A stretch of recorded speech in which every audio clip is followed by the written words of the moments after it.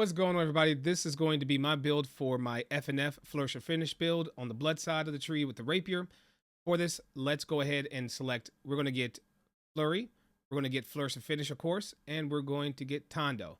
Whole purpose of this build is to stack bleeds and then to quote unquote pop them using Flourish and Finish. That's why your initiation with this build damage rotation should start with a Tondo. It should come next with a Flurry. It should end with another Tondo, and then finally completing it with the Flourish and Finish. You will be able to stack a maximum of 3 bleeds on the target, then being able to Flourish and Finish and pop them, where you should see some pretty gigantic numbers. And that is the beauty of this build when it comes to Rapier. Rapier by far is S tier plus damage right now in New World. I don't think there's a single build that's going to outpump it. Greatsword may come close, but it's not going to be anywhere as beneficial to run in a group, even solo, as this build here. For it's just enormous amount of burst damage that can be done with this build. Once again, just pick these things you see here. Let's look at the actual build here of what I'm using. So the weapon, of course, of choice always will be the finisher for you if you are running a Blood Rapier FNF. This weapon is just too dang good.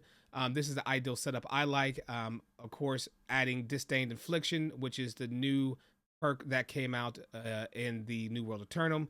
And this one's going to increase the potency of our dots by 15%. And it's also going to give us a base damage of 5% in PvE against hostile AI. So this makes it very strong. I would highly recommend you using that. Let's go to attributes real quick, and we'll come back to gear. On attributes, it's very similar to the evade build. 25 strength, 350 dex, as much int as you can, 25 focus, and 50 armor, a 50 con here. We pick 50 con for the armor, 25 focus for the ability cooldowns. We want at least 150. If you can't put any extra, let's say you're not running attuned pants, you can get away with just doing the 150. I'm running attuned pants in this build to really pump out damage. And of course, 350 dex all the way to the end to get that extra crit while empowered. All the beautiful nodes here.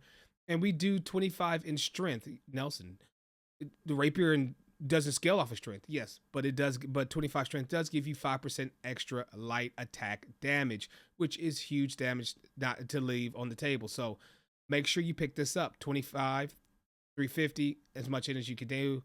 25 focus, 50 con. Once again, let's go back to gear. Gear. All rapier players should be running the maximum 4 out of 4 refreshing. Due to this gear setup, I have a 1 over, which is fine. That one is disabled. It's okay.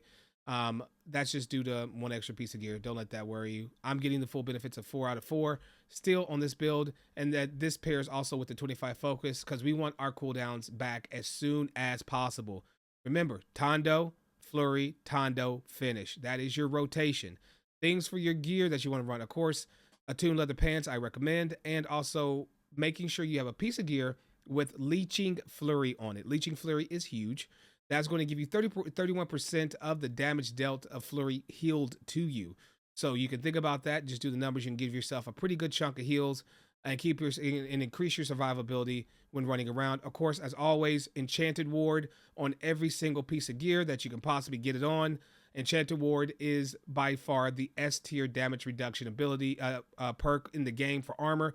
Always go with Enchanted Ward on your gear. Once again, always. It is by far one of the best perks to have on gear, right next to having refreshing and health. That's what makes that the most expensive roll out there. Jewelry. I recommend thrust damage and hardy. Now, bloodletting comes on the hoplite ring. Since you are running Flourish and Finish and you're running Tondo and all these things, do you really need the 25% extra longer duration of bleeds? Not necessarily. It's nice to have in case in the moment of a fight where there's a little bit of downtime, maybe a boss is transitioning, those bleeds are still going to be ticking and it gives you an extended amount of time of damage tick on them. But for the most part, it's kind of not really needed. Just like Kingly Jagged's really not needed on the Rapier because of Tondo applying bleed, Flurry applying bleed as well. So Kingly Jagged's not really needed either. So when it comes down to it, you probably really want to have Leeching here instead of Bloodletting, but you know, it is what it is. Earring, I recommend Nimble and Refreshing Toast. Third being whatever you want to have there. You could have regenerating or duplicate toast, whatever. But refreshing toast and nimble are the two main ones I look for. And then of course the hardy plus the damage on thrust damage on the ring, I would recommend. I pair my rapier with a hoplite musket. This can be any musket or any ranged weapon or really any weapon, but I would recommend, but you need to make sure that that weapon has keenly jagged on it. This is the one that it matters on. It doesn't matter on the rapier itself, but on this one, and that's mainly because if you're ever having to main this weapon, you don't want to have to be running up to the boss and doing a tondo or running up to the enemy in tondo. You want this weapon to be able to proc bleeds itself. That's why keenly jagged is so great, having it on the musket, on the bow, or whatever else you're pairing it with, because then you will get take advantage of the perk here, Finisher Harmony, which gives you that 15% more damage towards enemies affected under bleed. But that is pretty much the build there. If you got any questions, you can catch me on twitch.tv/babyfnelson.